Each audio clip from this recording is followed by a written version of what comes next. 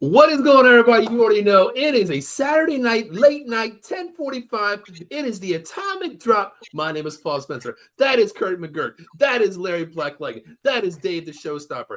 We are about to recap the Royal Rumble. Guys, I'm just going to spell it out. Y. E. E. T. Yee. Yee. Yee. Yee. Boy, let's talk about this. As you guys say on the part-time marks, let's mark about it because we got some shit to mark about tonight. Wow. Guys, wow. Listen, we're already live. We've been live for 1 minute and 35 seconds. We got 135 live viewers checking us out right now. So let's get this show What's started. up? Who would have thought? Who would have thought? Wow. Not me. Jay Uso.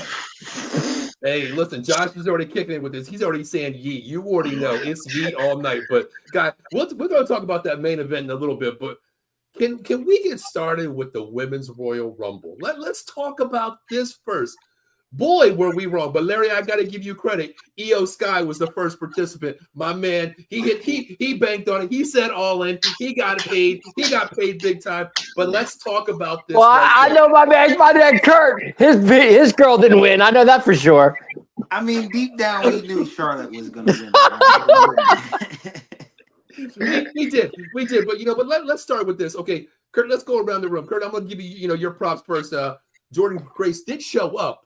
But what happened? What happened, Kurt? I mean, she got eliminated. Uh-huh. But she had a damn good showing. Okay. But did she live beyond your expectations, or do you think she would go a little further? I mean, you had her all in. I mean, you bet the house. You were all in on her. Yeah, I was trying to speak it into existence, but deep down, we knew what it was as soon as Charlotte declared she was going to win. But I have to make it interesting. I can't just go with the obvious pick. Yeah, I get it. Larry, let you have the floor for a second. What was your prediction, Larry? Let's go around the room one more time. What was your prediction? I said Io would come in number one. True. I had that feeling. Yep. I picked Charlotte to win it. I was kind of all in on Charlotte. And if I'm correct, I think I said that Jordynne Grace might have the moment of the night in the women's match. We might have to review that, but I said I didn't expect her to do it to Piper. I said it might come to her and Nia, but I mean, if you could throw a little change in on it, But I mean, all in all, I thought the women's rumble was actually very impressive to me. I actually I like that they didn't bury females like they sometimes do a lot. So I thought everybody got their equal opportunity to shine. I really like the women's rumble. And it was obvious. Like everybody said, it was the obvious winner, but I would say I know why. Yeah, we'll get to that. But Dave, who was your winner? I mean, my pick was number 12 that came out of the Rumble was Bayley. I had Bayley winning the whole thing because I figured it was a repeat from last year. But she did hang in there the whole. I mean, she was in there a long time. She wasn't there a long time, and she hung in there. As much as I thought. Hold on, Dave. Hold on. Let me look for my participation trophy for you. Okay. Yeah. But yeah, she did hang in there a long time. I got to give her credit. She was in there, but you know what? Kudos to Charlotte, man. It was her night.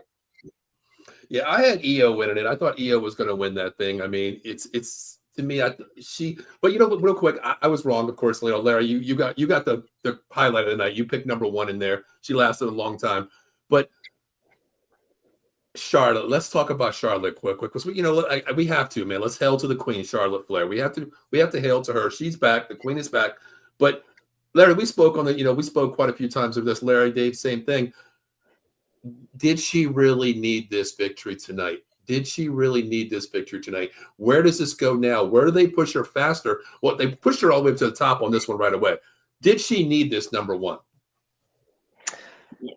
Anyone jump in. Hopefully this is about putting someone over. Absolutely. That's what you put. She is a ring general. So, and when you're a ring general, this is her job now. And we know she's starting to get older. So her job is to put people over. And we already see who we have a good idea of who she could put over at Mania, because obviously we know who the champ is over there, and we've already seen that. Mm-hmm. So why would we want to see that again? So I think the obvious would be the Queen and the Princess. Tiffany and Charlotte, huh? Yeah, I can see Tiffany and Charlotte, because you really don't want to see. We've seen Charlotte and Rhea too many times. We've seen that in NXT. We've seen that back in the day. We don't need to see that anymore. Yeah, Charlotte and Tiffany, which is great. I think Tiffany would probably retain, because, like I said, Charlotte, putting Tiff over, which is great. That's what we need. That's what we want to see. But then again, she is the Queen, so anything can happen, guys. I don't know. Maybe she will pull it off for Mania. Anything's possible. Okay. Michael Patrick, what is your real opinion of both women's and men's Royal Rumble? We'll talk about. Let's answer that question. We'll leave the men's a little bit later, because we are going to talk about that later. What's your real opinion of? If we had to grade this, storyline versus in-ring, venue, what would your grade, honestly? Dave, I'll start with you. For the women's Rumble, am I grading? Is that what I'm grading? The women's Rumble? That's what I just said, Dave. Okay, I'm all about it. You're just pissed off because Bayley got eliminated. Yeah, I know. I really want Bayley to win, but it's fine. Women's Rumble, B+. Straight through. B+. It was great. I enjoyed every minute of it. And you know what? There was some surprises that I really did enjoy, and the one surprise I think we all could say, well, welcome back, Alexa. That was great. We'll definitely talk about that. Larry, what was your overall grade, since we're talking to Michael Paprick here?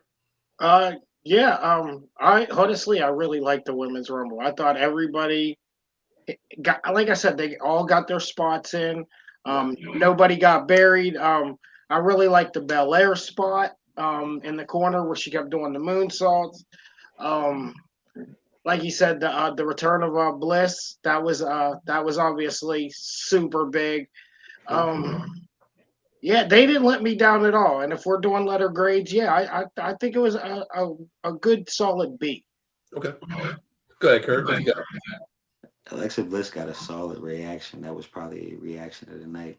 I'm glad she came back. I'm probably just going to give it a B2. It was a solid Rumble.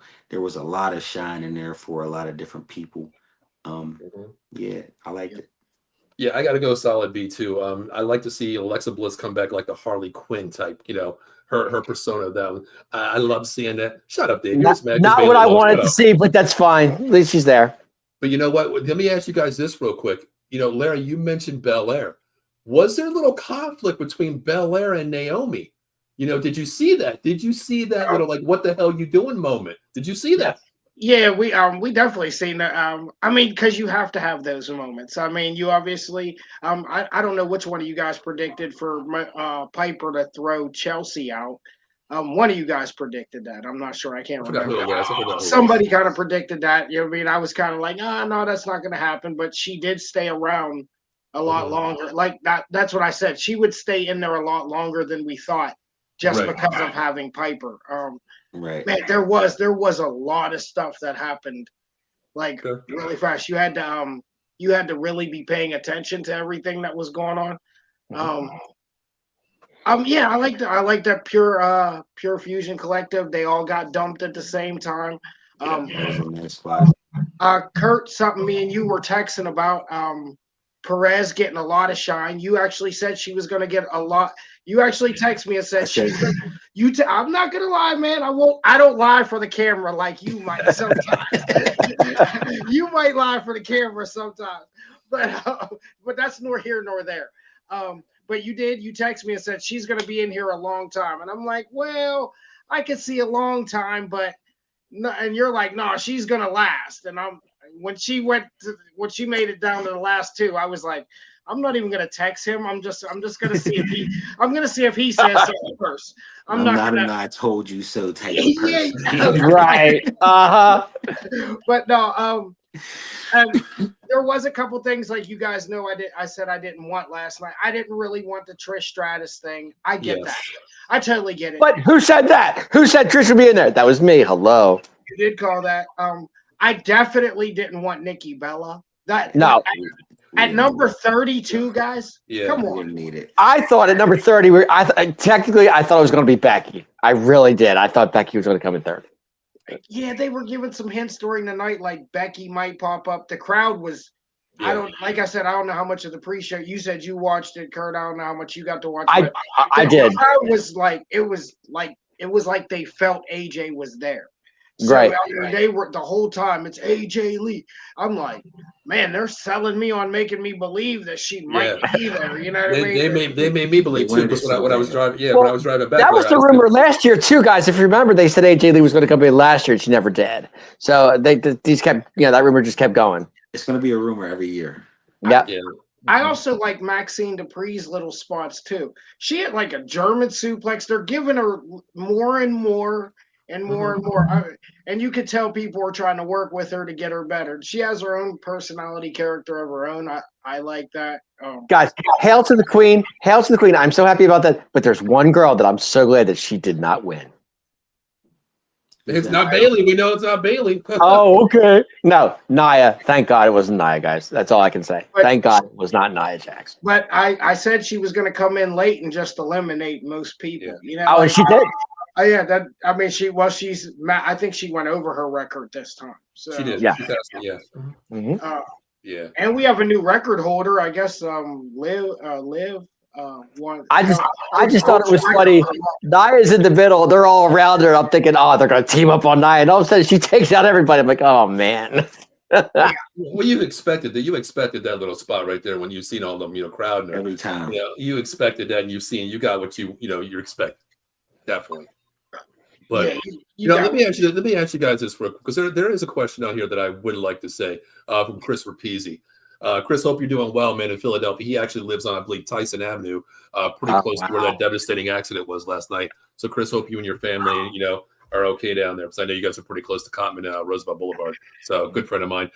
Chris says, speaking of Charlotte Flair, why couldn't she just pass the torch like John Cena did? Because we'll talk about that Cena moment where he congratulated. All props to him. How he raised Uso's head at the end. What do you see about Charlotte passing the torch? Is she not there ready to do that yet? What do you guys see with that? Well, to answer that question, Charlotte's only won the Rumble once, so that was her second win. That gives her multiple times winning the Rumble. So I think that's where they wanted to go with it. Because a lot of superstars that are very superstars, they have won the Royal Rumble more than once or twice. So I think staying with that pattern with Charlotte was only the fair thing to do for the Queen. She's been out for a while. She comes back. She wins it. That's the only reason I can think of to have her a multiple-time Royal Rumble champion to put in her resume. So that's just me. Okay. Larry, what about you? Yeah, I think it's another resume thing. And she's still passing the torch. This is what sometimes people are getting confused. She's still passing the torch. I can't see Roxanne going into WrestleMania when she hasn't even really hit her big pay-per-views yet. They gave her a great showing and they kept saying, they tell you when somebody's going to be a star. Kurt told me a long time ago when I first seen who she was. He was like, she's gonna be a star, bro. He gave me the whole back down, how she, got sick in the ring, but she was like a superstar before that. You could see she was a superstar before that. So they, like I said, they ended it with the right people, and they're gonna build to that. That you can't just throw these females. Female wrestling and men's wrestling is totally different, and you're gonna get different reactions from the crowd from that. You go with someone with Charlotte who's going to be strong no matter what. Right. You're not going to have to worry about flaws. Charlotte can grab somebody by the hand and walk them around the ring, and they're not going to have any questions of how that match is going to go. We know that match is going to be 4-star plus, especially at Mania. So they're doing this the right. I totally think they're doing this the right way. It's just not time yet for certain people. But there's people that they want. Now, Charlotte might pass the torch at Mania to Tiffany, which is fine. We can see that's okay. I'm okay with that. That's fine. I mean, even though she is champion, she will retain. It's still passing the torch on to Tiffany if you think about it. Kurt, what do you think about that passing the torch with Charlotte Flair? I don't think she didn't need to pass the torch in the Rumble match. The fact that Roxanne Perez started the Rumble and lasted to the last 2. She was 3. Damn near started in the Rumble and lasted until the last final 2 and was in there with the Queen. Like you're getting over just by all that. Right. So by the time she does come to, she has a title match coming up. We knew she wasn't going to win anyway. I mean, but by the time she comes to the main roster, like we know what it's hitting for her.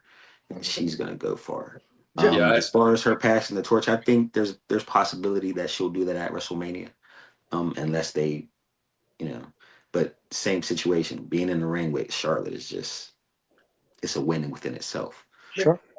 Other than Alexa Bliss, when you really think about it, just random, who do you guys think was getting the biggest pop other than Alexa Bliss out there? Just curiosity. I thought Trish had a big pop. Okay. That's all the over 50 people. That's just reminiscent. I'm just saying. That's cool. I understand why you said that, Kurt. Just your. I don't know, man. That's a hard one, honestly. You think about it. And all right. I think Jacob was getting pretty good reactions. No. I'm still in the females. I'm sorry. The females. Yeah. If you guys really sit back and look at it, the biggest reaction other than Alexa Bliss the whole time was Chelsea Green. Yes, that's right. Every time she went to throw somebody out or do something, or somebody put their hands on her, the crowd went nuts. They were yelling Chelsea Green. Yeah. We love Chelsea Green, but she's not ready for that top spot yet. But that was just another showing of what's coming next. Because Chelsea's she's almost a face because of her being just the character that she is. They love it. Well, now that she has a belt, they even love it even more. Think about it. I mean, who else could you have really, really put in that next top tier position? It's just good point. To me, she's just a lovable wrestler that just has her spots. She's like the R-Truth of the women's division. She's a comical. You can put her up against anybody. It doesn't matter if they're better than her, they're less equivalent to her. She's going to put on a match, being the type wrestler she is with her persona. I like her having that title. And you're right, Leah. I think she did get a huge pop because I was thinking like, wow, okay, really? And all her spots were just point on. And the camera was like right on her, right during her moves too. They knew it. They knew who to put the face on right there. Eddie checks in. He's like, bleep the Queen and her dad. I guess you don't like Charlotte Flair. I guess not. Okay. Well, I think going back to the Chelsea thing too, guys. You got to remember last year she was thrown out really early in the Rumble. So this year for her to stay in there, it kind of like you said, you guys said it did make a pop with that. But I think we were all expecting her to get thrown out at that point when she got in there because everybody was in there, saying, "No, Chelsea's in there. Chelsea will be gone within 5 seconds." But she stayed longer than we thought. Yeah, that's true. I mean, what overall grade though? What do you guys think? What would you have done to make it better? Or was there a person that you really thought? I thought Becky Lynch. I thought maybe Asuka would. I did too. You know, I was thinking that AJ Lee, Larry, I sent you that, you know, that picture where they're talking about AJ Lee in the building. Man, talk about clickbait, man, to its best. You know what I mean? That's what they do the best. They put out all these hidden things out there, you know, just like with the Y6, the barcodes, all these things. That's what they did to us. They put it all over there. We bit into it. AJ Lee's coming. AJ Lee's going to be here. Becky Lynch is going to be here. Asuka might be here. You know, it happens, but what were you the most disappointed? Let's put it that way. Charlotte Flair is the queen. She won. But what are you the most disappointed about tonight?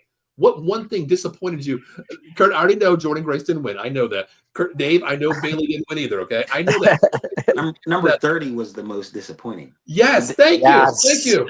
Yes. I agree. Sweet. Yes.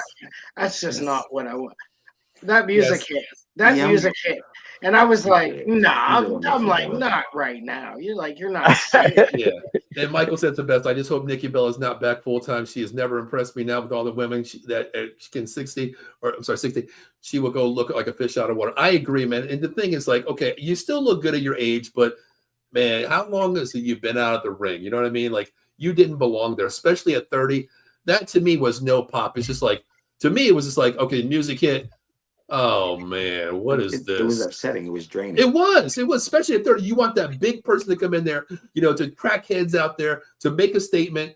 I'm like, you gotta be. Then she's doing the push-ups in the ring, man. Yeah, what the hell was that? Come on now, give her credit. She did look good. She looked good. Like Jada Parker did make the cut, because you know there was a lot of people that didn't make the cut. I was happy that Jada Parker made the cut. Right. Lash Legend made. She made the cut. There was some that definitely made the cut. That I mean, I was like, yeah, they deserve this chance. You know what I mean? There's really 30 spots, and then you're getting, like I said, you're getting Trish Stratus, and you're getting you're blowing spots for other people. I mean, I'm sure. Like I said, they did give a lot of NXT. What, Julia was in there? I said Julia got in there too. Yeah, exactly. In there. But there's still so many other people that I'm like, I'm sure they were either up in the rafters, like, damn. Honestly, guys, I thought Lyra would go longer than she did, because when Lyra came in, I'm thinking, okay, I'm a Lyra fan. I like Lyra. I do. But I was like, Lyra wasn't in there as long as I thought she would be. I really didn't think. I was like, come on, guys, you gotta give her a little longer than that. You know, Larry's speaking under his breath. What you saying there? You know how bad there's just something about her that I just. What do you like about Lyra? What's wrong with Lyra? Everything. I don't know what it is, and I can tell there's talent there. I'm just like, she's got talent. I mean, she can go. When you're forcing it on me, like, you know, there's certain wrestlers they force on you. You know, everybody at one point in time was like, if you force Roman Reigns down my throat anymore on his come up, not within the big run, on his come up. I remember I was having SummerSlam parties, and one of my friends who passed away, we were all in the house. Kurt, wasn't you there? I think he was. There, all of us was all for Brock Lesnar. Everybody, but one friend that passed away, and the whole time he just kept the big dog, and we're just like, we don't want that right now. We don't want that right now. And eventually, Roman Reigns wins, and I'll never forget it, Kurt. I'm sure you remember this. The room was dead quiet, and out of nowhere, he was like, "I told y'all so." I was so pissed off. I'll never forget. God rest his soul. I was so pissed off. Like, bro, nobody in here is trying to hear that Roman Reigns shit right now. Okay. And that's what they were kind of doing with Lyra with us for a little while there. They're like trying to force the woos on us. Even you heard McAfee saying about it tonight. Like, they're like, woo. And I'm just like, they're never going to catch on. Oh, never. But yeah, so she just doesn't do it for me. As we wrap up, the women's here, we got some breaking news from Josh. Josh says, breaking news, Cody injured, unable to attend post-show press conference. Sounds like it's legit. We'll save that a little bit later. We'll definitely save that. Cody's hurt, huh? Yeah, he got hurt. This is what he does, man. He's going to appreciate you, Josh. We will hold on to that. Thank you very much. We appreciate that. But let me ask this. Larry, you mentioned, Alexa Bliss, we talked about her. There's nothing wrong with her coming back, but now, over the baby, she's had the baby, she's had time to recover. Does she come back full time? And where do you see her in the roster? and what is the storyline with Alexa Bliss? Because the way she came back tonight, I loved it. The old Harley Quinn is back to me. I love that persona of her. No. I absolutely. I mean, she asked for obviously, or like I like McAfee said earlier. Yeah, like we got to stop reading the damn dirt sheets. So, you know what I mean? Like number one, we got to stop reading that. But I mean, if she asked for a pretty penny, I'm sure they gave her. They met somewhere along the line. You know what I mean? And so I would assume she would be back full time. And then you don't, as a wrestler, you don't. There's no feeling you get like that. I always try to explain that to people. So I'm sure when her music hit, she got a feeling that she hasn't had in, what was it? How long now? 2 years, maybe? It's about 2 years. Okay, 2 years. And then that crowd reacts to you just like it was just yesterday. So, yeah, I think she's there. I think they find good story. I'm sure they'll find something for her right now. There's so many women you could work with. I would assume maybe she'll probably make her way into the chamber next month. I mean, who did she have to when she came in the ring? Who did she have to stare down? Was it with Bayley right away? Was it Bayley? Yeah, I think it was Bayley. It was Bayley, Bayley. right? That stare down to me was like, okay, that stare down brought back something to me. So that's where I think she does have the storyline there. And Larry, I like how you said that. Maybe she finds her way into that elimination chamber. I think she does. Yeah, we got to build some females. Exactly. We got to build some females, and we know she's a strong one. So, but did she have to come out with the Bray Wyatt crap that she did before? Come on, man. I missed Little Miss Bliss. That was the other Miss Bliss. It was blue and blonde hair and came in. She was Alexa. Did I have to see that tonight? No, I wasn't ready for that. Well, get over it. I'm trying. There was probably storyline. You gotta understand, she wasn't able to do any type of Bray Wyatt tribute on screen after he passed. So good point. That's probably what it was for her. Good point. Saying her homage to this situation here. Maybe that was a good thing. Yeah. Or is it still some underlining storyline? Is she part of the Wyatt Six?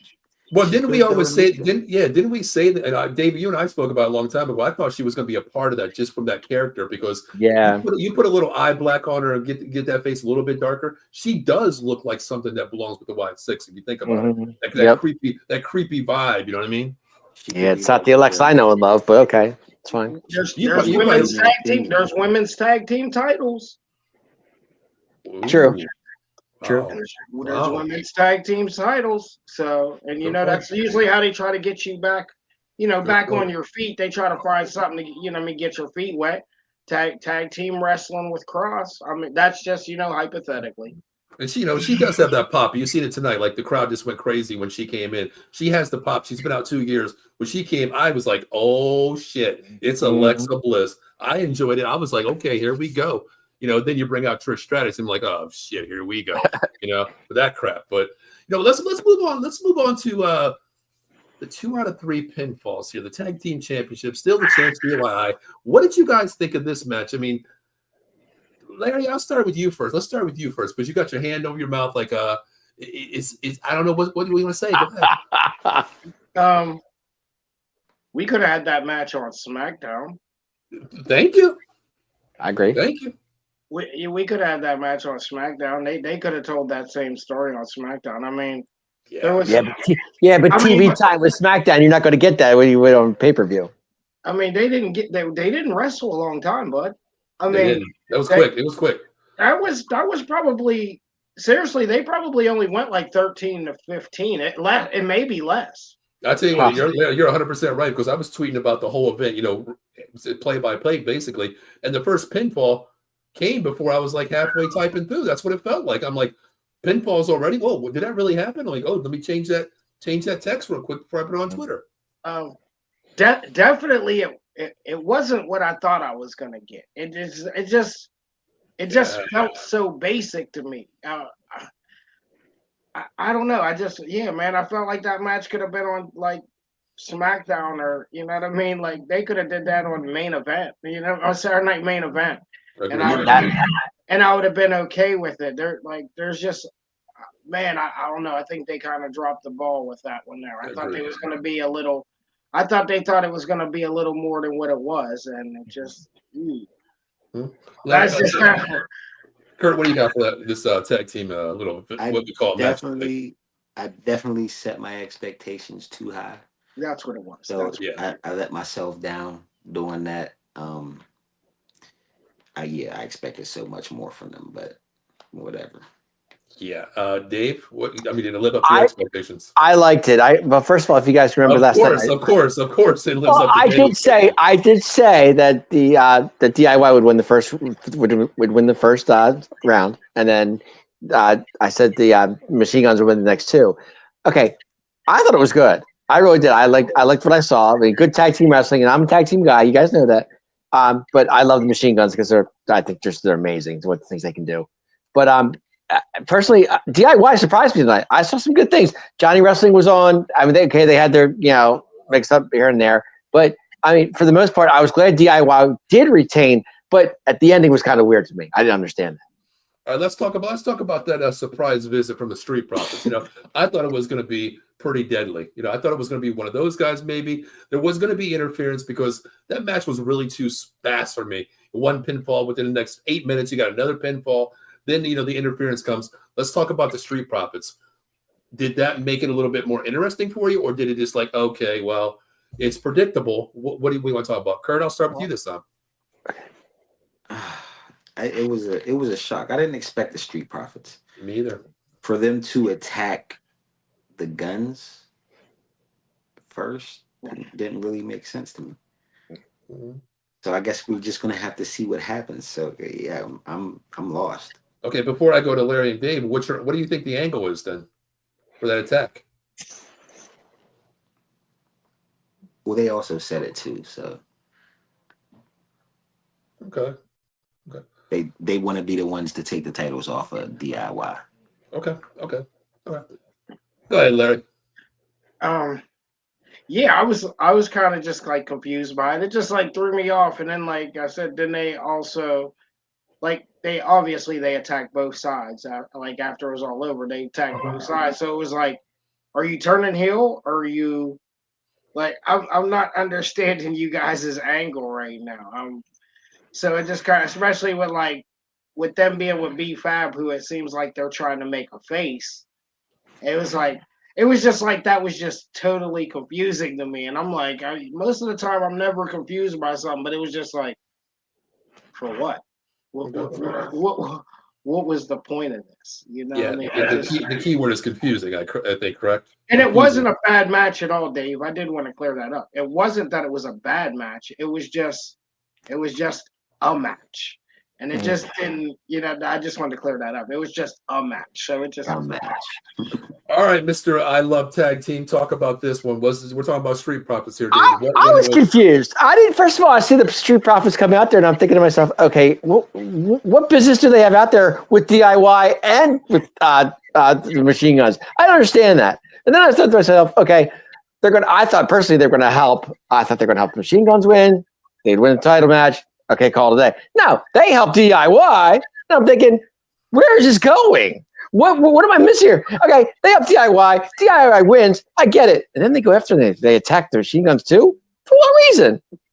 What does the freaking Profits have to do with DIY and the Machine Guns? I don't get it. I don't understand it.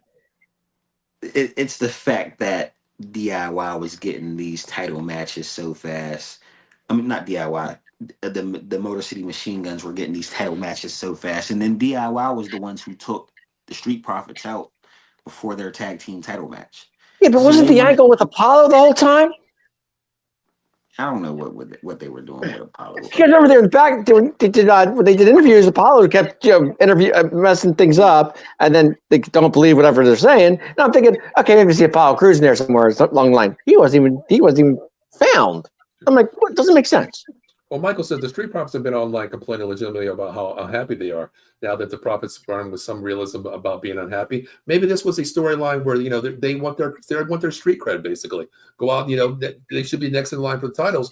But I'll be honest with you, when they first came in with the black plans and black hoodie, you know who I thought it was? I thought it was one of the Usos. The tag team might be back because that's how. Remember, the Usos came out to interfere with the black hoodie on top. Yeah. I'm thinking like, oh shit, did we just really get an Uso signing here? like it's a tag team coming back.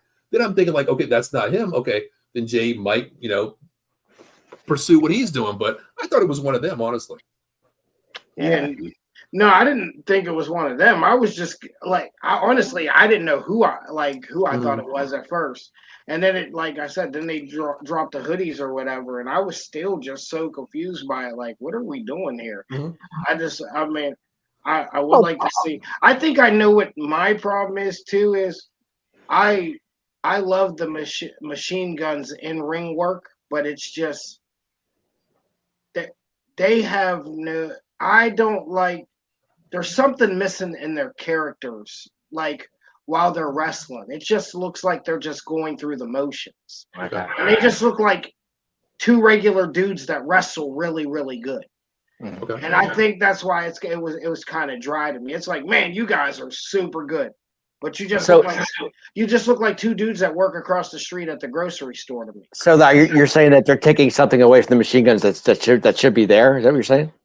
No, I think the machine guns are just missing something with their own personality. They're really great wrestlers. They're great. I love to watch them. They're so good. It's just like they're just running through the basics with like everything that they was doing. They like, even when they started hitting the real fast spots, it just seemed as if the crowd just wasn't getting into it. It was just like, oh, we've seen this before.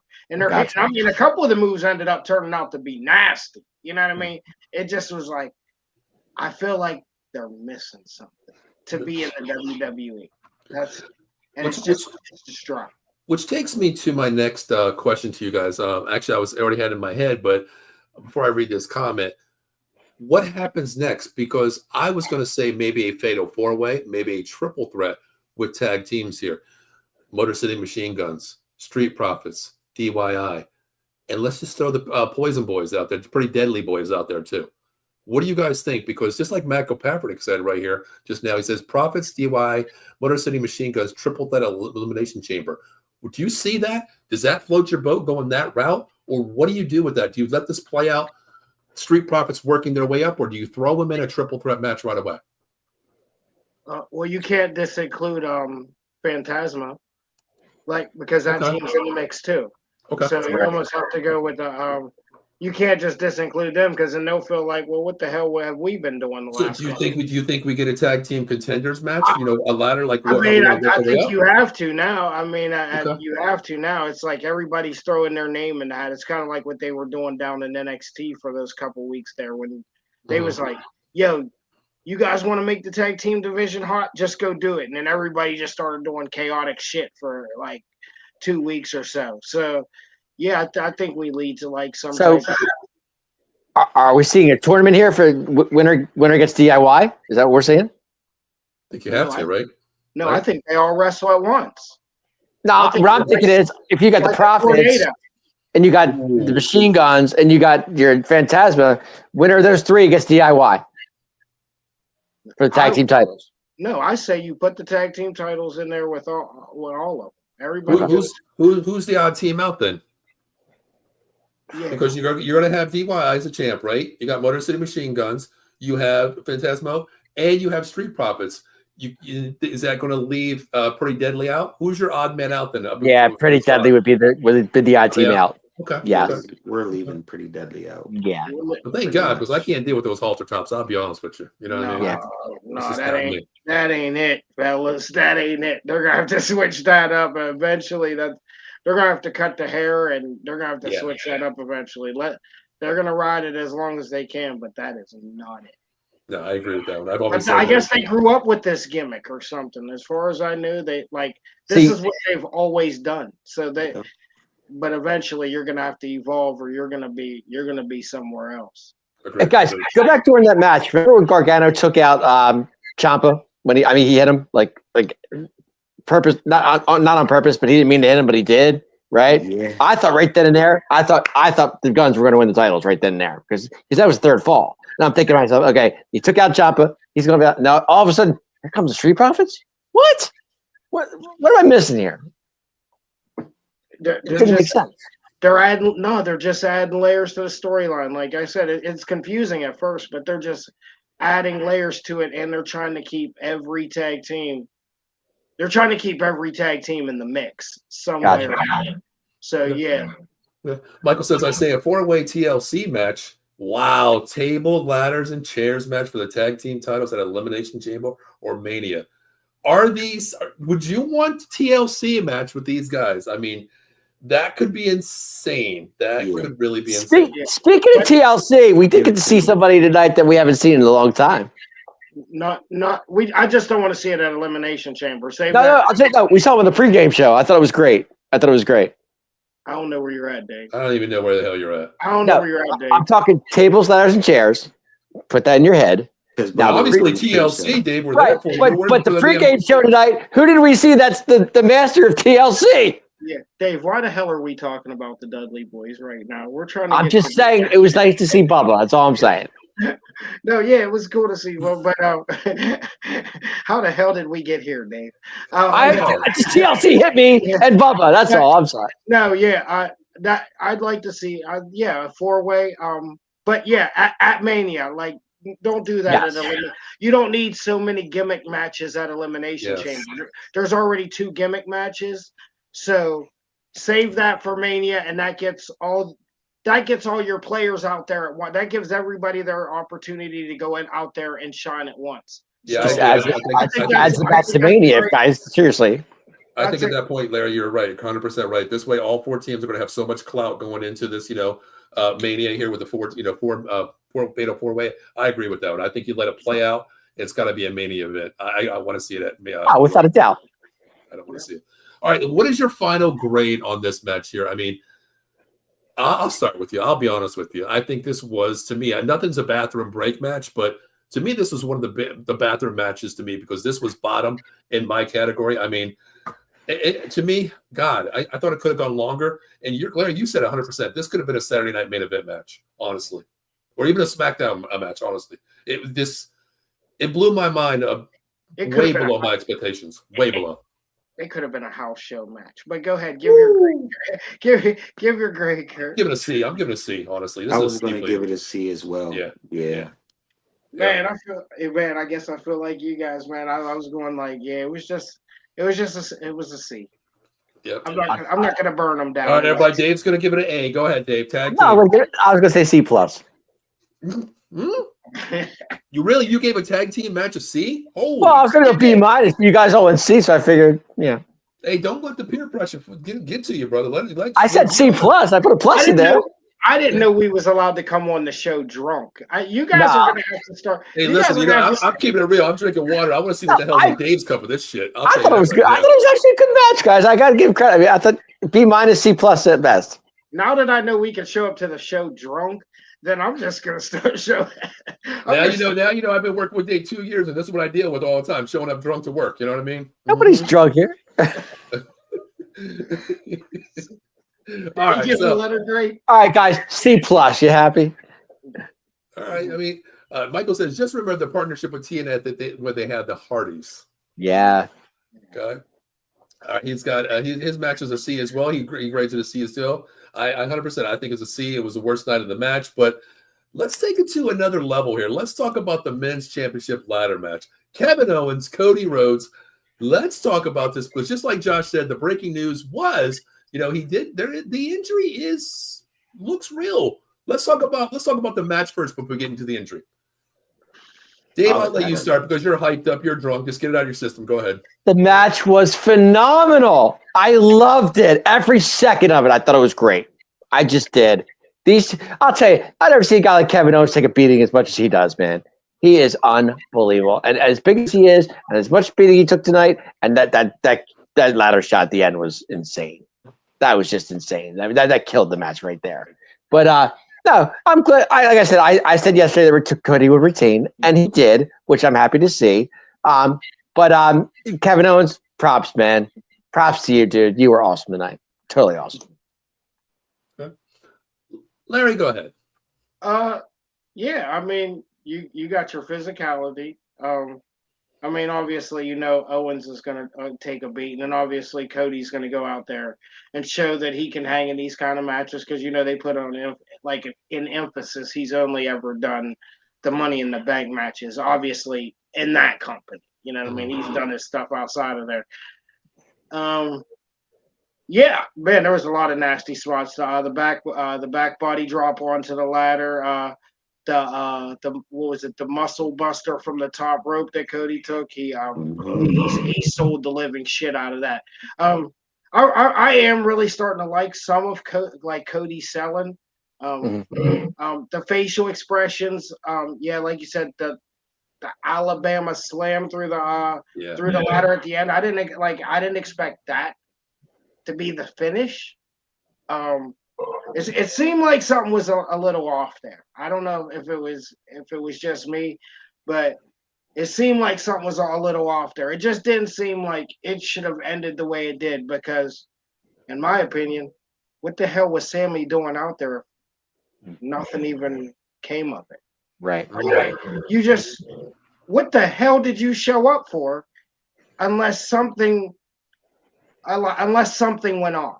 I think he was concerned with Kevin. That's why he showed up. He was concerned about Kevin, the way he took that hit at the end. Let me go to Kurt. He came out after the muscle buster, though. Yeah, let me go to Kurt real quick. Let me get Kurt's thoughts because I want to go back to what you're talking about. With the Sami Zayn side. Kurt, what did you think about this here? What caught your eye during the Cody match, the Kevin Owens match? It was a brutal match. Yeah. I loved it. Great match. Probably 4 matches was the match of the night for me. Wow. Okay. As soon as I seen that Alabama slam, though, I knew the match was coming to an end.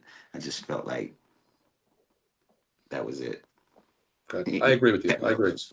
I think this was the most physical match I've seen in a while. They both put on a show. I love the facial expression. It is starting to get to me, Larry, just like you said, the way he sells everything. But let's get back to that Sami Zayn point. Larry, do you think the audible was called? It had to be called, correct? It just felt like something just didn't seem right. Like he came out after the muscle buster. They were both kind of selling where they were both down. Everybody starts running out. He pops out. He's like checking on KO. He's checking on Cody. And then I'm just so confused. Like, what did you show up for if you didn't do anything whatsoever? Like, okay. And I mean, now at the end there, I don't know. He kind of gave Cody this weird look. I don't know if you guys caught on to that. I text you about this. To me, it was like that. He gave him that weird look because I mean, obviously they were just showing it recently, but he gave him that. But I'm just like, where are we going with this now? It just not like they threw me in a total loop. Where are we going with this now?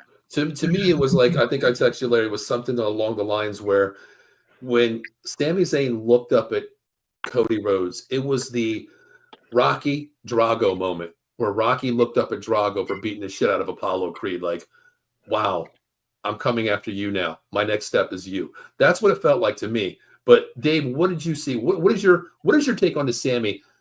He didn't do anything. He played as both friends there. What did you see with this? To me, when Sami came out, I just think he was checking on Kevin to see if he was okay. Because their friendship will never die. So I'm thinking to myself, okay, Kevin took a shot, he didn't get up, and then Sami kept going on the ladder, come back, checking out Cody, checking out Kevin. I think he was more concerned about Kevin than he was Cody, to be honest with you. So you think the personal affiliation is what you've seen, or you don't think he played into the storyline where he's going to help KO, he's going to help Cody, he's back under the ladder, he's going back because Sami's friends with both of them. So I think he was more concerned about KO than he was Cody. That's all I say. Okay. So you think it was more of a affiliation with his personal affiliation with some friendship, right? Yes, absolutely. What do you think, Kurt? Settle this. What do you think? Yep.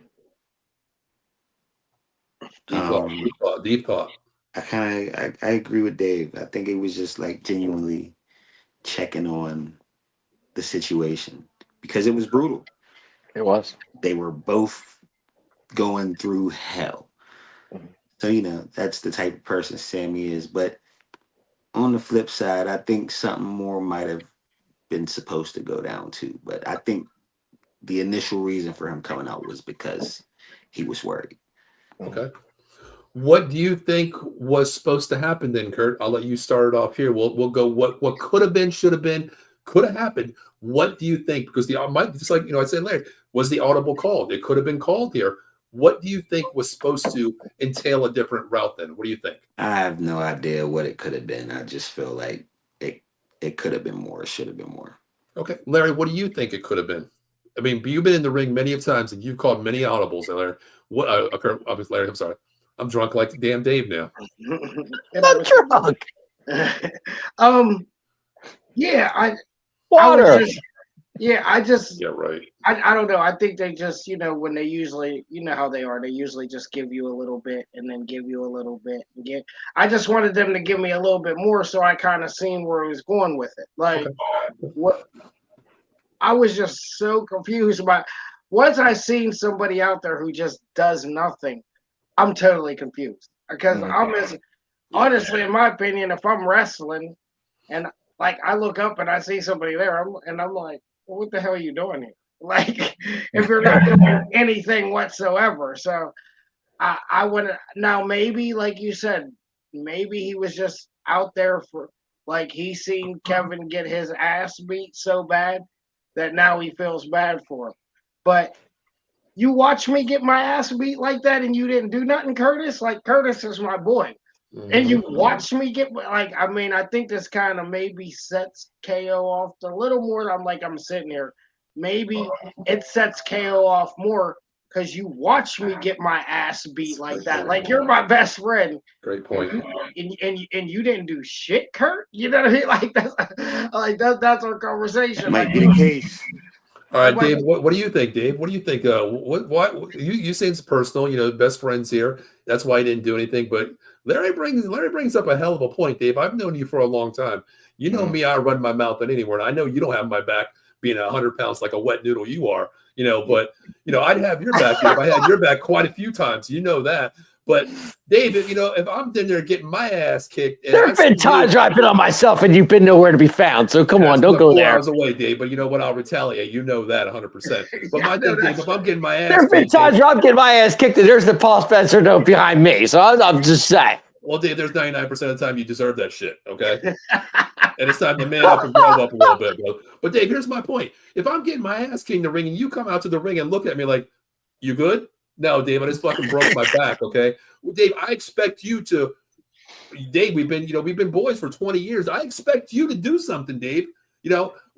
What's the Sammy angle here? Why did he jump out and beat the shit out of Cody? I think he was just making sure he was okay. That's all I'm saying. Nothing. If you're friends with Cody, you're friends with. It's tough because you're the middle guy. It's hard because you're friends with both of them. You don't want to make a scene on both accounts. So I think he just came out there. Kev, you all right? Let me know you're okay. That's all. I think that's pretty much all it was. That's where it stood. He beat him to a bloody pulp. He couldn't. I know that, but so I get it. It's not that I like. Oh man, like you just was in a little scuffle. You're over here holding me. That's even worse. If me and Curtis, that's even worse. That's even if me and Curtis is out hanging out. You know what I'm saying?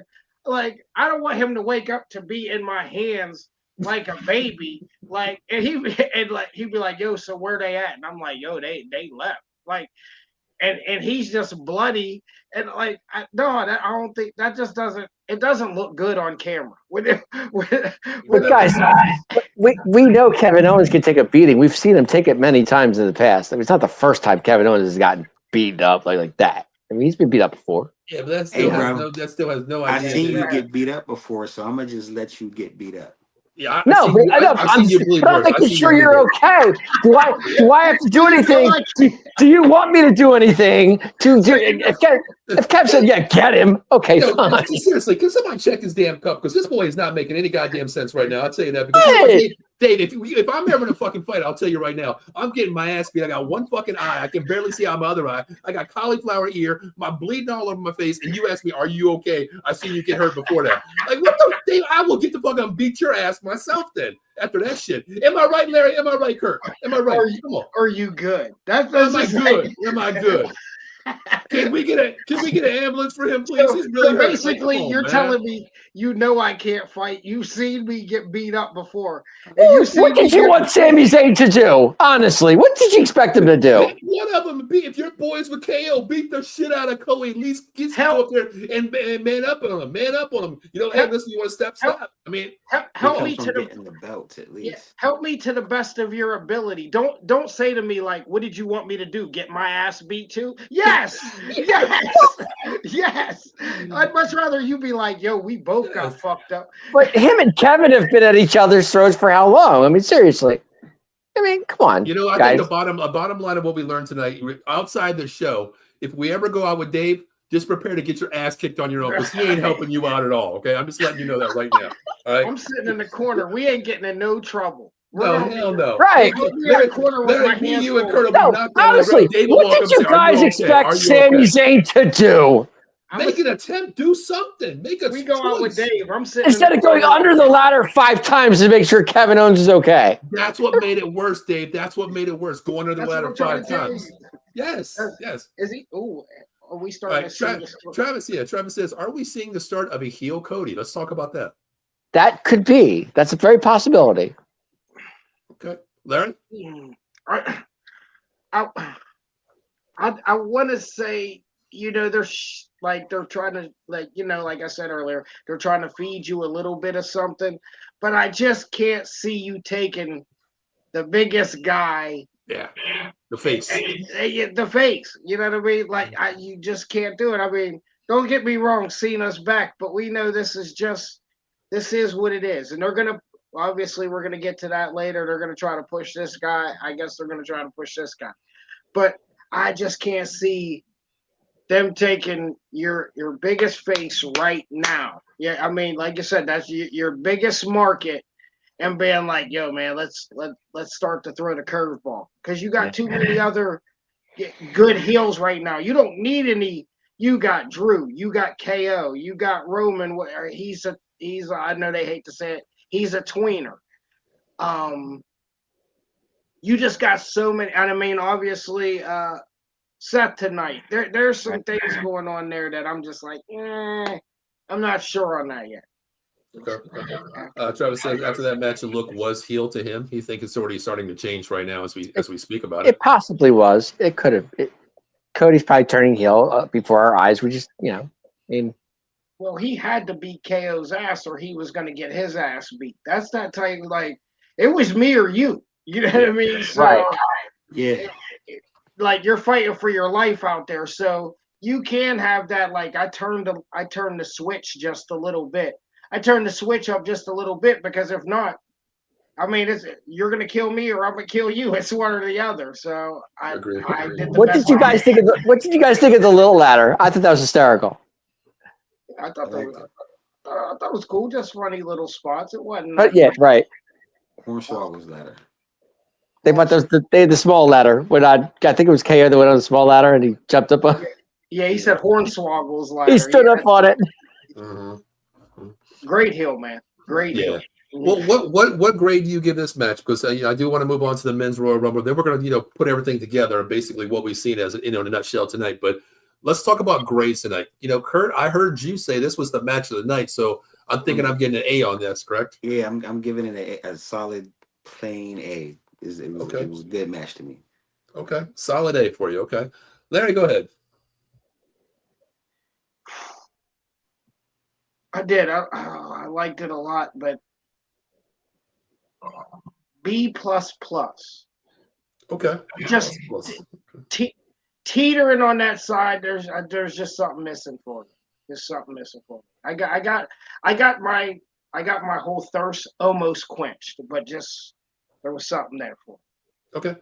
Mr. Dave, I'm drunk. Go ahead. A-. A-. Okay. Mm-hmm. I'll go solid B+ here. I think I'm with Larry. It taking a sip of that wet my mouth to the point where I wanted another drink. It was so damn good. I wanted another taste of it. You're talking about me. He's talking about drinking. Come on. I didn't say I was drinking alcohol, Dave. I'm saying freaking drinking water, lemon water or some shit, Dave. But I think there could have been something a little bit different. I think Sammy could have put it over the top if a decision was made, which way he wanted to portray the outcome of that match. Even if it was not to clearly to pick the winner, I think he could have took it at least for another 5 minutes, picking and choosing which angle he wanted to go with. You know what I mean? That's what I think. But let's see. Let's move on. Let's move on, guys. Let's talk about the Men's Royal Rumble.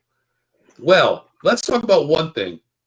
We know AJ Styles didn't come in first appearance, did we? Nope. He showed up, though.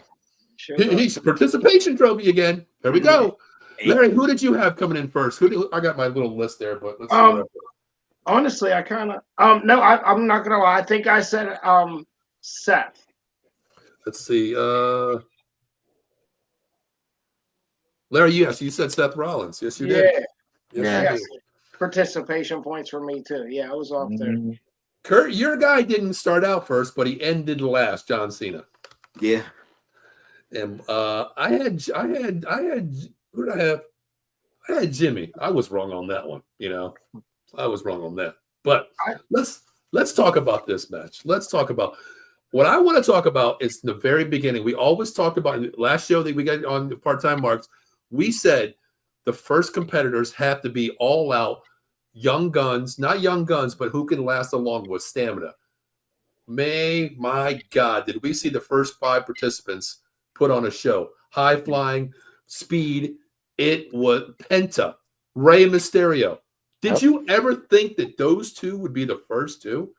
Wow. Makes sense. It does make sense. It does make sense, but wow. I mean, I love the respect in the beginning. You're my legend. I look up to you. But then when Ray shook his hand and Penta said, "Hold the hell up a minute. It's business now." I love that. I love that. Oh, Kurt, you want to go next? Go ahead, Kurt. What? He said what? What? Let's talk about the first. Let's talk about the first people coming in. Let's talk about. Yeah, I mean, it was perfect. I said that to myself too. I'm like the pacing of this first couple minutes of this match is great. You got Rey Mysterio, Penta, Chad Gable. Yeah, it was Carmelo. Yeah, and he came in and he was putting on like. I told you. I was trying to. I told you. Yeah, you wanted those boys with not even Ray, considered not a young gun, of course, but the stamina is there, man. That dude can go. I mean, these 5 competitors, I was like, man, this is exactly what we would see because no one's getting thrown out. I think till we got to 10 people in the ring, nobody got thrown out. The stamina was there throughout the first 10. I love the picking order that we seen tonight. I really did in the beginning. Oh, yeah. And the spots at the beginning, Gable's German suplexes. I definitely didn't expect Penta and Ray. I honestly thought Dom was gonna follow up. I thought I even thought he was gonna come number 3. I was like, oh, this is, they kept him away. They kept him away from that.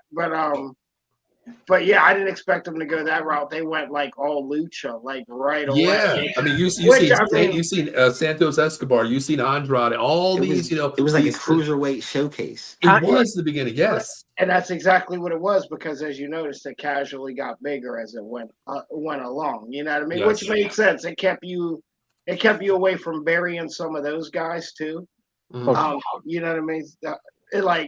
It was super big because it stopped bigger guys from burying those guys. And then when the ones that did last a little longer, it made a lot of sense. But now there's an elephant in the room, guys. Let's talk about it. Let's talk about it. Let's go ahead. Y'all all seen it. Both of Penta's feet hit the floor, y'all. Yes, I thought so too. Great point. Yes. And that was in the first couple minutes, so we could still mark about this shit right now. Yeah, Great point. I did see that because I actually rewound it a little bit. I'm like, did he really touch the ground? I thought his feet touched. I thought they did. To me, it was like a NBC "You Seen It" football moment. Like they pan in on it. Like I rewound it. I'm like, okay, the one foot's definitely down. Let's just look at that again. Pause it. Yeah, his feet's down. He's clearly out of bounds here, 2 feet down. vice versa. But agree 100%. I mean, that was just. But you know what? That's an audible for the referee. Like, okay, it's supposed to happen. They figured it out. Exactly. Here, play on. You know. The only reason why that went is as successful as it did is because nobody panicked. Right. Yes. It happened, and everyone knew. I mean, there was no way that you couldn't get around it. I mean, both referees noticed. Ray noticed. Yeah. He even kind of realized it, like, oh shit. And you know what? Give credit to Pat McAfee too, because he didn't play it out. He played it the right way because he was like, oh, his feet almost touched. Clear word, almost. I mean, he could have came out and said, oh, he was clearly out, but give him credit. He said almost. Keyword almost. He played that to a T too.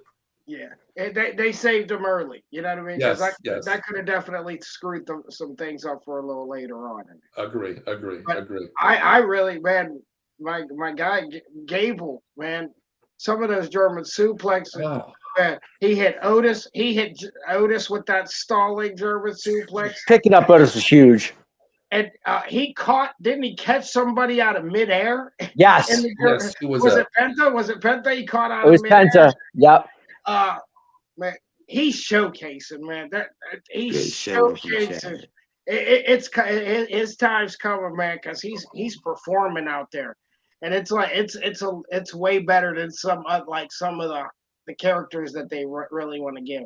But you can see where they're going. You can see where they're going with Penta, man. They're making sure they're not burying these guys, man. Like you can see that they're showing appreciation. Like you're there now. Like, Penta was in there a long time, guys. If you think about it, my God, he was in there pretty much the whole match.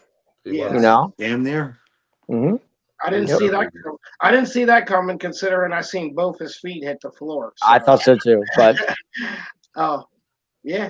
I want to move on. Go ahead, Dave. Go ahead. If you think about it, guys, it was kind of like a batting order. You kind of like went to the top of the lineup. You put your speed on the top of the lineup because you went like Ray, Penta, Chad. I mean, guys like Santos Escobar, guys like that you knew that kind of like could set the pace to the Rumble. Then you kind of went, your bigger. Your medium-sized guys, and at the end you put your big guys in the end, which was good. Well, like on Twitter, what I put on, I went like as everybody came in. At the point right here, we have Rey Mysterio, Penta, Chad Gable, Carmelo Hayes, Santa Bar, and the big guys, just like you said, where they start bringing the big guys was Otis, and then right after that, Braun Breaker came in. Right. Then you had you seen like the little guys' speed, technique here. Now we're going to bring the big boys and the big hitters to throw some of these people out. The little guys can hide a little bit. Let the big boys give the little guys a break. Put on a show is what I've seen there. But can we talk about the guy that never made it to the ring, Tozawa? Can we talk about him?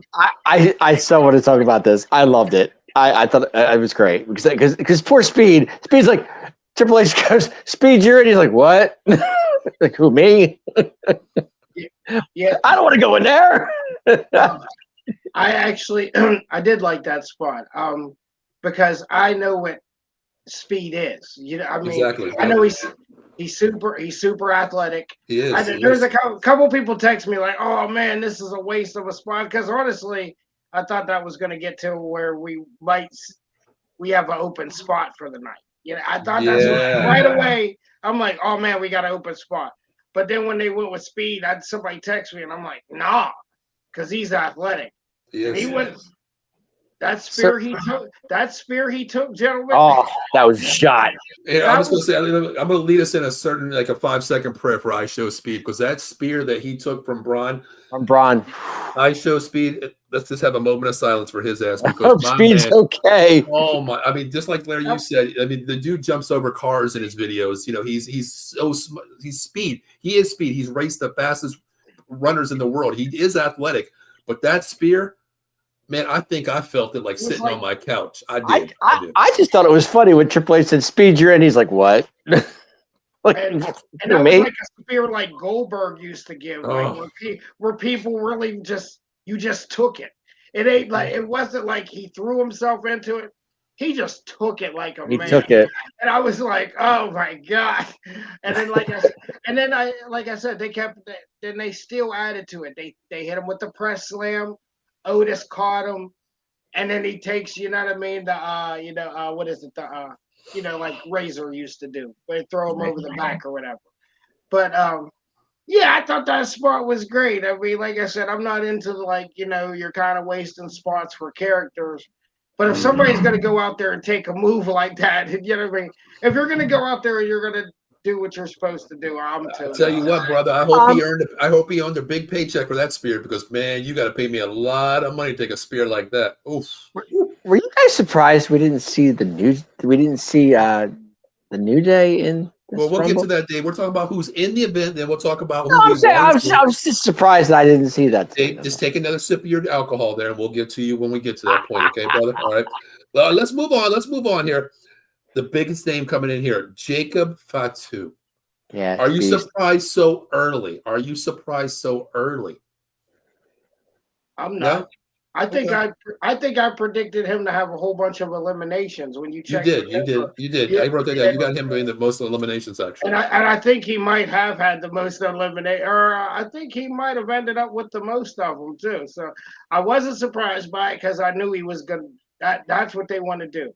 They want to showcase him as much as you possibly can because he's obviously smoking hot right now, and they added more layer to the story. Obviously, like I said last night, like it's gonna be that him and Braun Strowman moment. You know what I mean? So, man, he had a hell of a performance too. There were some good spots there. Fatu at 12, I was surprised. Yeah, Fatu at 12, I was surprised. I thought he'd come in later than that. I didn't think he'd come in at 12. But I tell you what, he put on a show tonight, man. He really put on a show. I mean, to me, there's wrestlers that have facial expressions. To me, Asuka, those Asian wrestlers showcase their facial expressions. Fatu's facial expressions when the camera pans in on him blow my mind. It really does. He sells it so damn good. I mean, just the looks that he has. You could be a deaf person watching this show, and you're like, I felt exactly what his facial expression said. He's that damn good. He's blowing my mind. He has that it factor. He does. He has it all. He has it all, man. We're slowly we're seeing it more and more, and they're putting it into him because they see he's here to do business. Like you said, I'm not here to make friends. Like I'm here to for real. I'm here to do this. That's what I notice most about him is, which you don't find it from a lot of guys. Just act like you've been here before. Yeah. And that's what he's doing compared to most superstars that do go to the WWE. I mean, you're walking out in front of 60,000 people. You know what I mean? When he used to do this in front of what, 5,000, 6,000 at the most, at the most. So he has something, like I said, I haven't seen it in a long time, where somebody walked into WWE and they're just like, you're making it look easy. He's just the guy that he's been here before. It's like, when you haven't been somewhere before, you're just like, you know what? Just act like you've been here before, and everything will go with the flow. He's that guy that doesn't die. He just continues. Like, you can knock him out with a chair, you can hit him out with anything. He just keeps coming back. That's what catches your heart about this guy. Like, to me, I call him the boogeyman. The boogeyman. You can kill him, but he's coming back in a minute. You know what I'm saying? The real second coming of Umaga. Yeah, you can't kill the right. boogeyman. Yeah, and you need these characters of he's tough to beat. Yeah, you need these characters. It was the same thing with Brock. You really don't most people didn't really like dealing with Brock like that, but I always did because of how Brock sold. Brock is one underappreciated thing about Brock Lesnar is about how much he sells. Right. And it's how you get to the spot. It's like most of those guys, like a guy like Jacob and Brock, they're really not affected until they get ran into the ring post or something. Yeah. They're really rocked. And then that's when you take advantage of it. You know what I mean? So we had Jacob Fatu come in there right after that. Let's talk about the second quickest exit in history of the Royal Rumble. Ludwig Kaiser. That was quick, wasn't it? That was great. You just started another good feud. That's all you did. You just, because they know he's kind of in the middle there, and that's right where you want to keep Penta. So he's pissed off. This keeps him right in that middle teeter, and obviously they're all in that Intercontinental title run. Yeah. So, yeah, we just seen like just a small dose of something we're gonna see here on Raw in the next couple weeks on that. So. Well, then we had the Miz come in, and then you guys talk about Joe Henry coming in. His little 2-minute spotlight in WWE Royal Rumble. Let's talk about that. What'd you guys see with that? It was what I expected from it. Okay. Yeah. Okay. I never expected him to get a lot of time, but they try to give one of the TNA champions a little spotlight past couple years, and Joe Henry, when he had that little run in NXT, he was over. I like his music. We figured for months now that he would be in the Rumble, so his music is catchy, isn't it? Yes, it's very catchy. Yes. Okay. Yeah, I liked it, man. The crowd pop, man. They love him already. They love him. And again, that's hard, man.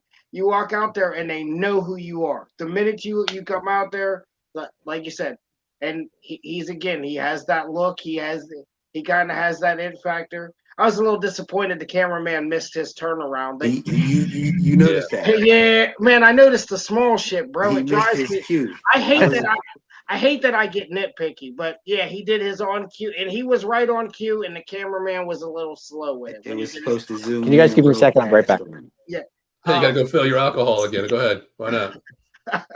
Take a shot for me. The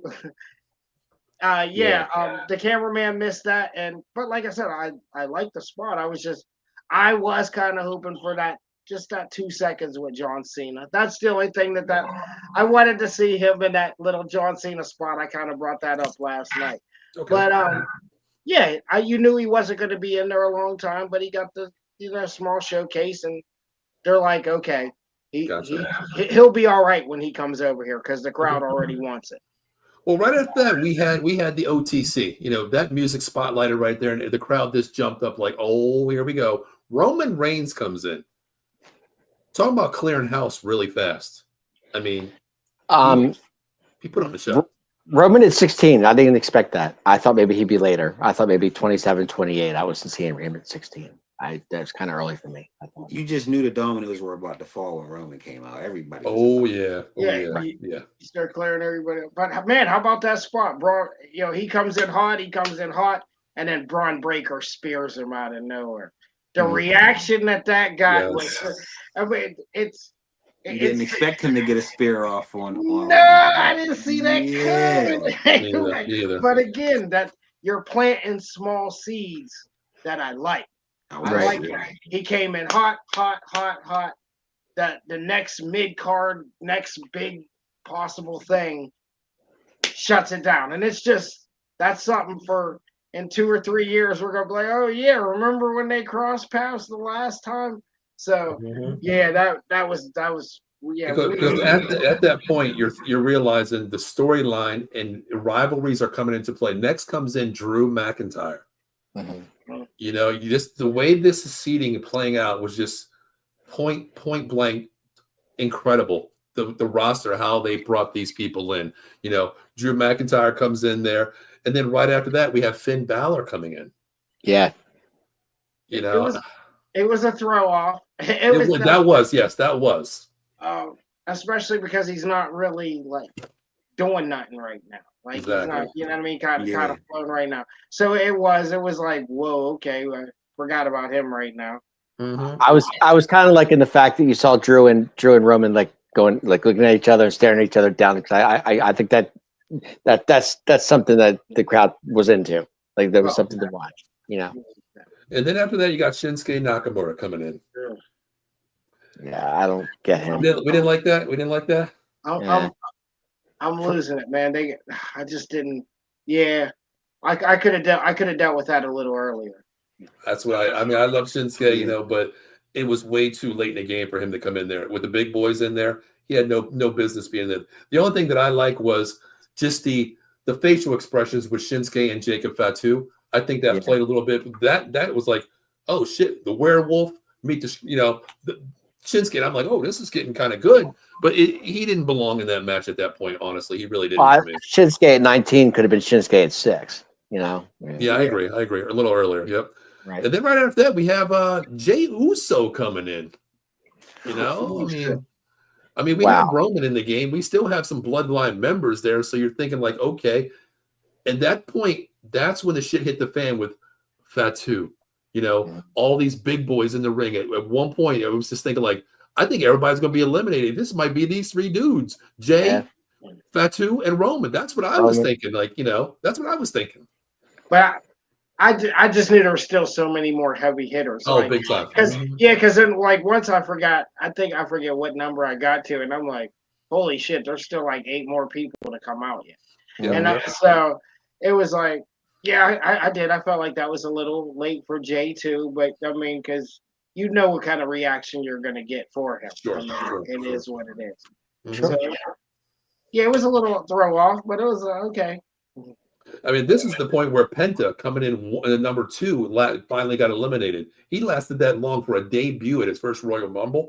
Give him credit. I mean, he lasted a hell of a long time. That's what I said. I mean, Penta too was good. I mean, he was in there a long time.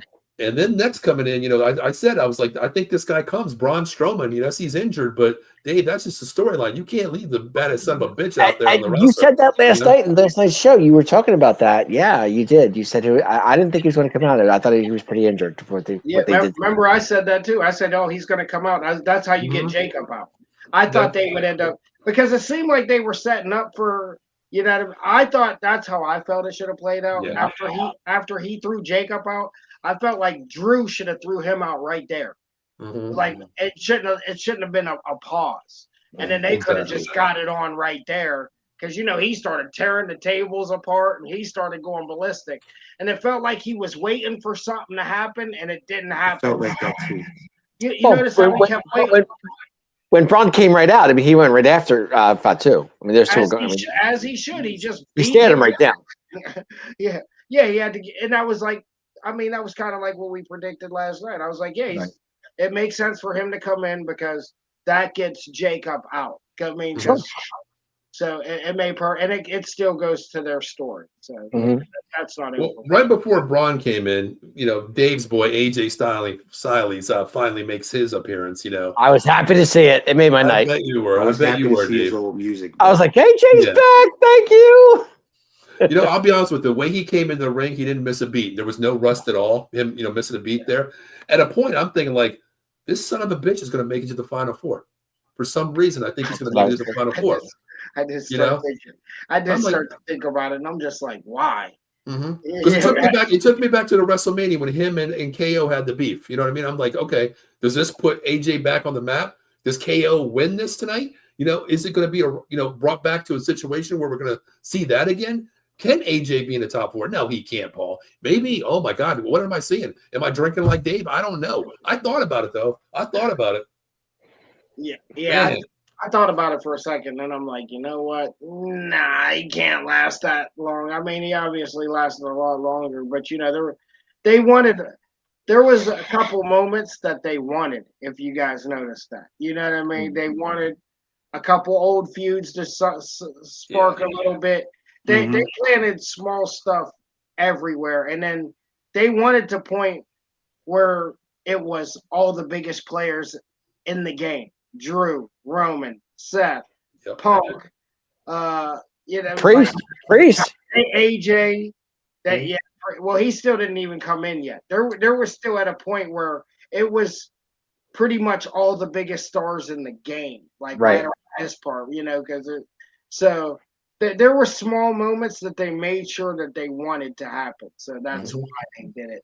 Well, let's talk about the next guy coming in. Before we get to this guy coming in, here's the guys in the ring right now. I put everybody on Twitter. You know, when someone comes in, I put it on there. Eliminated in the ring.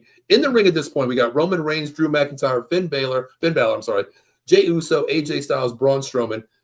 In comes John Cena. Wow. Larry, you just said, like, at the timing points, you know, you want these feuds, you want these looks, you want that pop. Right after that, I'm just going to go right down the line. The next guy, CM Punk, Rollins.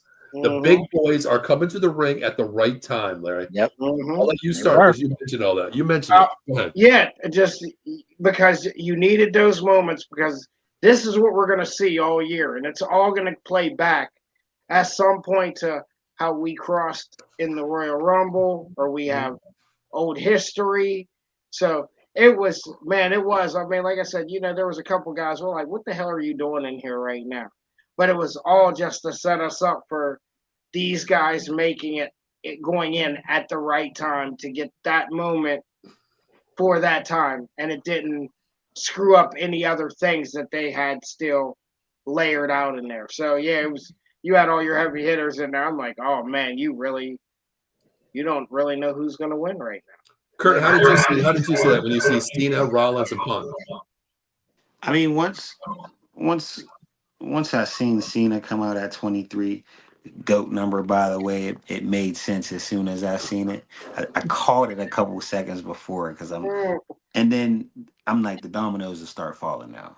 Yeah. And then boom, boom, boom. I'm like, yeah, you needed all the stars in the ring at the same time to know just how deep this was. It's deep. It's deep. That's what keeps the crowd going too, guys. Yeah. I mean, at this point, we have Roman Reigns, Drew McIntyre, Finn Balor, Uso, Styles, Cena, Punk, and Rollins. Now, I got to ask you a question. Talk about the right timing, right timing for a person to come in. Why do you bring in Dominic Mysterio? That was my question. So late in the game. There was no reason for him to come out at 20, whatever he came out, 25, 6, whatever it was, 26? My opinion, because they knew the reaction that he was going to get. And they knew he was going to get his ass beat by everybody out there. And it's always great to get your ass beat by all the top players. You know what I mean? So, and that's I thought it was actually a perfect spot for Dom. Once I heard the music hit, I'm like, oh, this asshole. And then the whole crowd, they're just like, oh Jesus. Speaking of that, speaking of timing, when Dominic came out, the next person came in was Sami Zayn. I think it would have been a little bit better if Damian Priest came in right before Sami Zayn, right after Dominic Mysterio, and he would have been the one to throw that son of a bitch out right away. That's what I was thinking. Like, as soon as Dominic came out, I'm like, okay, Damian's not out here yet. It's got to be Damian. It's got to be Damian. Because at this point, Finn was still in the ring at the same time. So I'm thinking like, okay, Damian's coming in. He's knocking both these dudes out one after each other. That eliminates them. I thought Sami Zayn could have came in after Damian Priest. That was my timing though. Yeah. I think at that point I was like so locked in. I didn't realize like, okay, yeah, you could have probably went this route with it. Mm-hmm. But oh man, yeah, I don't know why they probably didn't go that route with it, but they were obviously setting up for other things. So I think they did. They just didn't want too many people on Dom. Yeah. You can't have too many people on him. You already got all those guys out there. Like I said, and he didn't have he got like a decent amount of offense off real quick, but it wasn't much. Yeah, it wasn't much. It wasn't much. I mean, he did what he could do with 6 guys beating the shit out of him. We've seen that. But Dave, I know you have a lot of feeling for this guy right here. I hate when you say it. The three little things that you say all the time. Who was that guy? Let me talk to you. Yeah. Guys, LA Knight, 29. I was surprised. 29. I thought he'd be like in mid-20s. I didn't see him in the 29 category. Yeah, I was happy to see LA Knight came out. Looked good. Looked real good. Okay, at any point, did you think, wow, LA Knight at 29, he might have a shot? Maybe this is a storyline. No, I didn't. Because like I said, I still thought, yeah, it was either going to be Punk or somebody or Rollins, or I didn't see LA Knight winning at any time. No. Larry, what about you? Did you have any inclination, maybe an LA Knight moment here? No, but I mean, I kind of like the spot he did when he came in. The bounce to the top rope, elbow drop. But like AJ was running toward him at the same time, so it looked like it was almost uncoordinated. But he jumped over AJ for the elbow drop. I thought that spot was pretty cool. And that was not to cut you off, Larry, but that was another feud. If you think about it, AJ and LA Knight had their feuds, right? Absolutely. So Yeah, I definitely did. I mean, at that point, I kind of like didn't think he would be 29 either. No. And I didn't think he could win anything. But like I said, you got Jay in there, so then you did get that kind of that, yeah, yeah. And I didn't think about it until it started happening, and I'm like, oh, okay, I see what. I mean, that was a perfect call on crowd play right there. You know, those two word play right there. That definitely was. That was easy money. Like I said, I didn't think about it until it started happening. This when they started punching, I'm like, yeah. And then I'm like, yeah. I'm like, they think they're slick. Like, the Styles LA Knight feud was like, we haven't seen it in a while, but when it came back, I was like, oh, this is getting good. This is really getting good. Yeah. AJ's one of them guys for me, man. I just like him as a wrestler, but he just love him. But carrying stories and shit like that, it's just not it for me, man. Like he's just some people are just really good wrestlers to me, but they're not good storytellers and good. Right. You know what I mean? I mean, this thing with like the Undertaker was good, but he was dealing with the Undertaker. Other than that, like most of his feuds to me, they're kind of just like, yeah. It's AJ. Yeah, okay, but you got to give Styles credit. I mean, he was the Undertaker's last match, like ever. So yeah, I'm not giving him credit for that shit right now. I'm just talking about AJ in general. Right. I'm just talking about AJ in general. Like he doesn't, as good as he is, he just doesn't excite me. Okay. And like I said, I felt like I knew a couple characters just like him. I mean, I'm super talented, but I'm always like. Man, you just look like a soccer mom that can wrestle to me. I know I get disrespectful sometimes, but it's like the things I'd be thinking. Like, it's like he just looks like a soccer mom that can really wrestle really, really good. Yeah, he doesn't excite me on the microphone. He does. Like I always say, I always want more layers to you. But he is that good. He is that good. Yeah, I would not take that away from him. You can't take away one of the best wrestlers, like actually he held a company together basically by himself. So you can't TNA. So you can't never take that away from a guy. It's just nope. In the WWE world, he's just to me. All right, now number 30 in ring before we have the 30th competitor here, our final participant.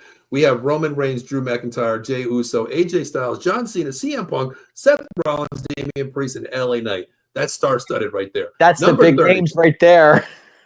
Number 30, Logan Paul. We knew he was there. We knew he was there. He already declared he's going to be there. So you knew he's coming in. But a lot of people, let me get you guys' opinion. I like Logan Paul, even though he's a social media king. He's worth billions of dollars. But I tell you what, in ring to me, he shows me what a dream can be. You want to put yourself into something, you can do it. Train. His in ring, maybe the mic skills aren't the best, but his in ring, when he jumped over the ring, over to that damn announcer table, I'm thinking like, we knew he was going to have a moment where something was going to be athleticism. We knew that. We seen that. But how do you feel about Logan Paul? Was there ever at the point where you're thinking like, holy shit, maybe Logan Paul? Maybe? Kurt, you say no, but I can read your mouth right now. I can read your expression. Go ahead. No. No? Okay. Dave? Okay. Did Logan Paul take place of Kofi Kingston? Maybe am I missing something? I had that thought during the match too. Like, I mean, he could be the new spot guy. Why not? Okay. So you're saying yes, Dave? Maybe there'll be a little thing in your mind saying maybe. That just see, but Logan Paul is so athletic, and the things he can do, and what he did tonight was good. I mean, I'm not saying he didn't have a chance. I mean, he was number 30. Number 30, you always have a chance.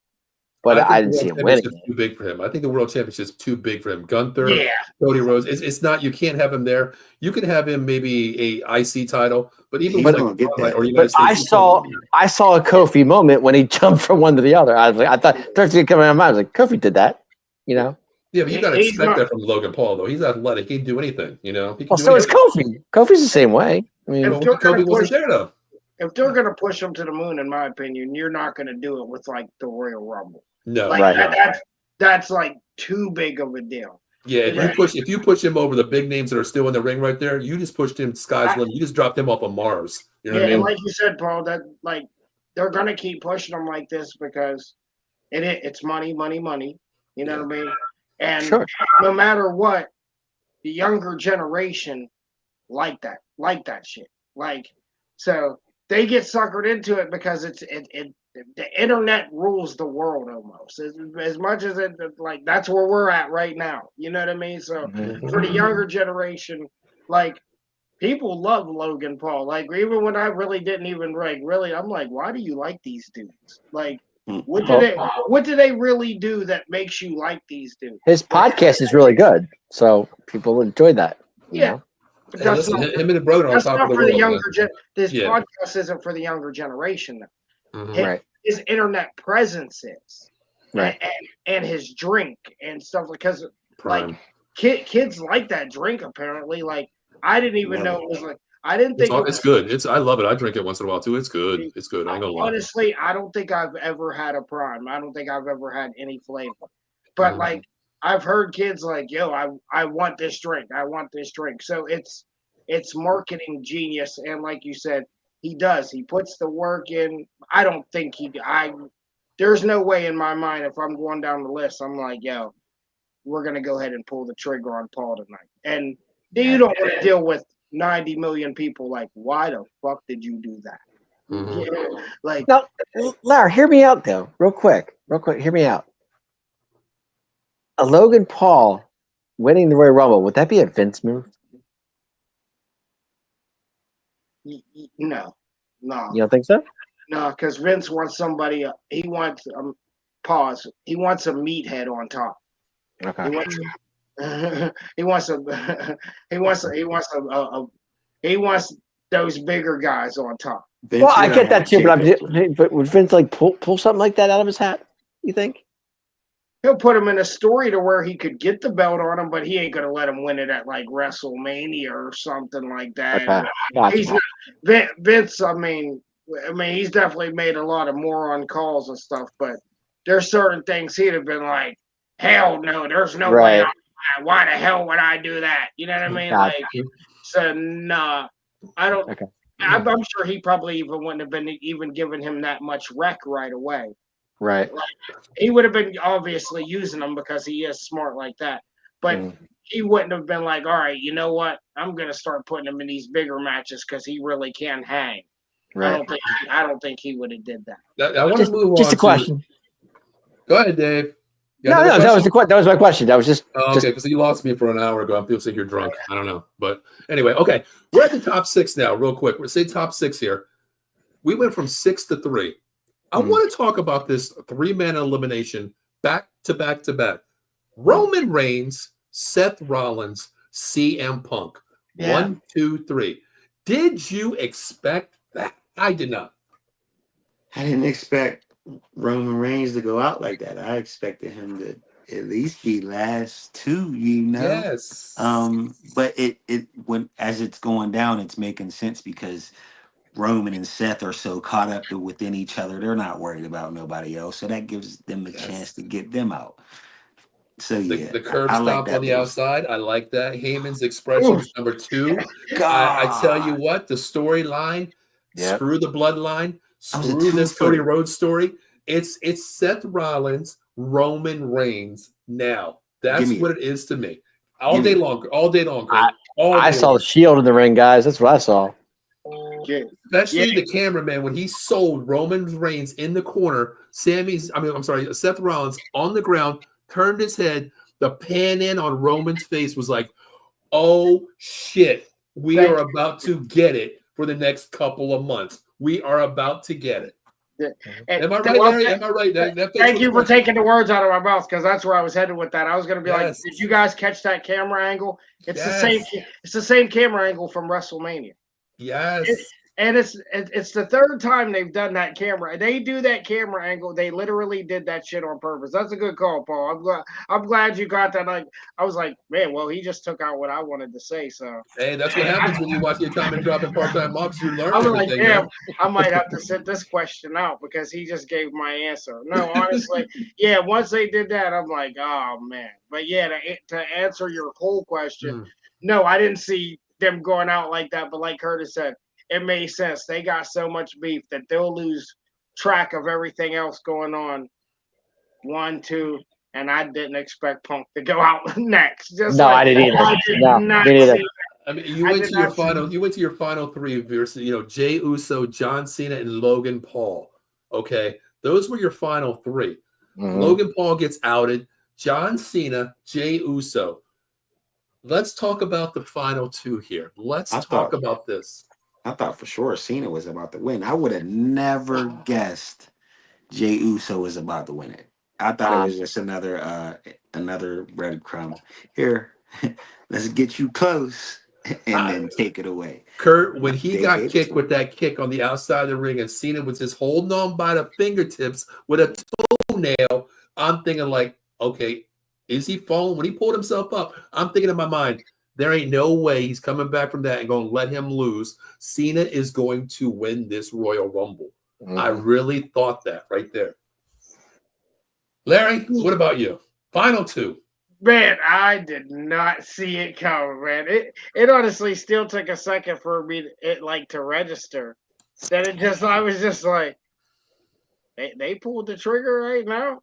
Like I was like, okay, so yeah, this was the super swerve of the night. Like I like I said earlier in the night, I like on the pre-show, I heard Gunther say like, basically, I know people's going to attack Cody because Cody's the easier target, and everybody knows Cody's the easier target compared to coming for me. So then when it gets down to the final two, I'm like, oh yeah, Cena ain't scared of Gunther. That like of all people, Cena's not scared of Gunther, so Cena will go to take on Gunther. That makes sense. Right. We're starting to get to that world championship or possibly that world championship. But when Cena hit the mat, or it just hit the outside, and especially the way he hit the outside, I was just like, damn. Yeah. I'm still trying to register it. Like, I get it, y'all. I know why they're doing it, but it's just not for I know I'm gonna be the oddball out, man. I'd have much rather took Cena in that position, but Jay does deserve it, man, but I could have. But he deserves it. But does he have a chance to win it? Well, hold that thought, Kurt. We're going to talk. Let's finish the final two here. Then we're going to talk about what happens, what makes sense here. Because we got a couple comments. I'm not going to read them yet because it takes into the next subject that I want to talk about. Dave, let's talk about the final two. What was your thoughts when you seen Uso and Cena? I was surprised. I got to be honest. I didn't see Uso and Cena as the final two. To me, I thought it was going to be Punk and Cena in the final two. I didn't see that, but no, I thought the ending was terrible because the way he just jumped. I mean, it could have been a better ending of throwing Cena out off the apron the way he landed. Okay. I mean, literally, he just jumped off. He pushed him off. He jumped off. He landed on his feet, and then it was over. Could have been a better ending than that. That's all. The final two happened, and we have a winner. Can we call him main event Jey Uso now? Does he live up to now you can, sure. But there's always buts in the room here. I'm gonna answer this question. Liv Cheers checking in from YouTube. Appreciate that check-in. Make sure you subscribe down the box, Part-Time Marks, all of our shows out there. Thank you for tuning in. Why Jey Uso? What makes sense about this? Let's talk about why he had Larry. I'll start with you because you said you might be the odd man out, but why does Jey Uso make sense to headline WrestleMania? Because they don't want to miss their mark with it. They know. Okay. They're kind of like what I answered on the Part-Time Mark show. Like when I said the other day, like, are they missing their mark with him? Or, even though I'm not the biggest fan of it, it's so much market in it, and they're trying to please. That they're trying to appease a certain type of crowd, and Jay has that right now. Like there's really other than Jay, there's nobody that literally gets. Well, how did I used to always say it? Gets asses out the seat and on their feet. Okay. Jay does that. Jay absolutely does that, and now he's got this commercial like you're saying, and I mean they take shots at it like the company puppet shit, but is he wrong for that? For figuring out a way to build himself? Why does it make sense to? It makes sense, but it's just not something that I would prefer. Okay, Kurt, how about you try to make some sense about this? Within the past year, Jay has proven that he is a draw. One of the top draws, one of the top merch sellers. Some of the biggest reactions we've seen. Yeah, I mean, I don't think that makes sense of him winning, but it makes sense of why he's deserving of it. Okay. Dave, try to make sense of this too. Jake coming off a tag team with his brother all those years, and being a part of the Usos, and the tag teams they were great tag team. But Jake going on his own, you see the difference. You see the difference with him being by himself. The way he's got the crowd behind him. He's got the music. He's got everything's going Jey Uso's way. And put in perspective, guys, he did take Gunther to the limit last time he did fight him. He wrestled him. And it was a great match. It was a great match. I know Gunther won, powerbomb, we get it, but it was a solid match for Jey Uso. So for him to win the Royal Rumble, it only makes sense. It only makes sense because crowd pleaser, merchandise, all that stuff.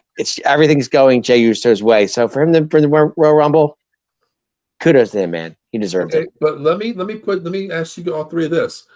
Larry, you mentioned face of the brand here, Cody Rhodes. Okay, is main event Jey Uso the person, the new face that you want to take down the old face, Cody Rhodes, and put Jey Uso's face on the WWE label? Is he the person to take Cody Rhodes' spot?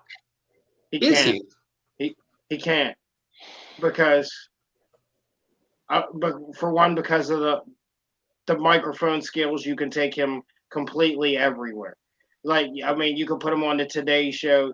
He can go everywhere and talk and sound business and articulate, and you can't take that spot. And again, no matter what they do, they found a way to take him out of Roman's shadow, but he's still always going to be in a Roman shadow, and it's just what it is. They'll find, like I said, they're trying to find ways to separate themselves. And I'm a little more okay with it when they're doing different moves. Like tonight, he hit that Poison Rana. I don't know if you guys remember that.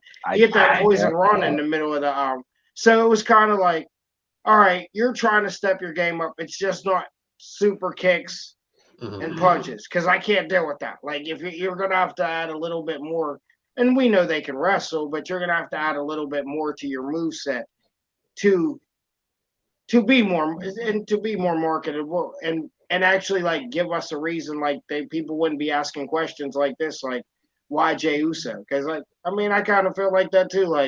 Okay, why'd you do that? Kurt, let me go to you.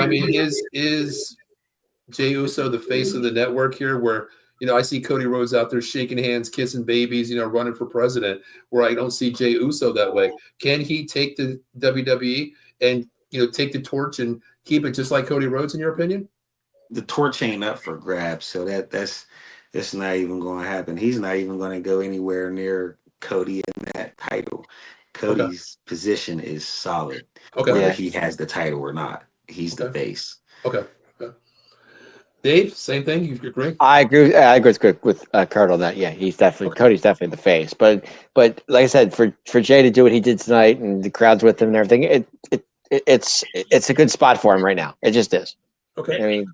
Like I said the other day, just real quick, Paul, the only difference between him and Cody too is his is organic. The crowd had to build this. So this is organic. None of this Jey Uso shit should really even be happening. Right. The people are choosing him, like you said it, because of the music. Right. Because of this. Yes. It's because it's so simple. It's so easy to get behind. Yeah. It like I said, it's organic. Cody built this. So it's two totally different type of builds. And But when you're a crowd pleaser, you know, like what Jay's doing, it's working, and they're gonna go with it until it dies.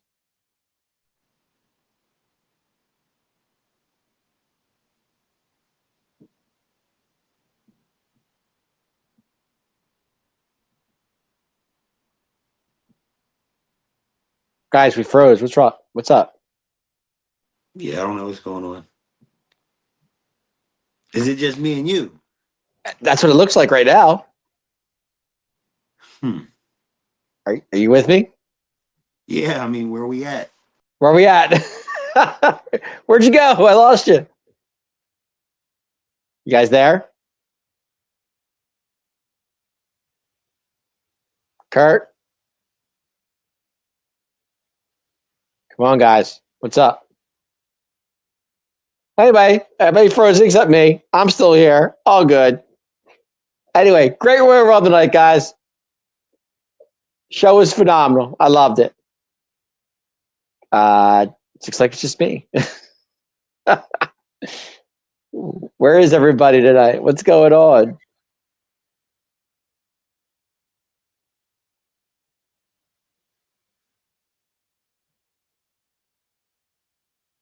Guys, hello.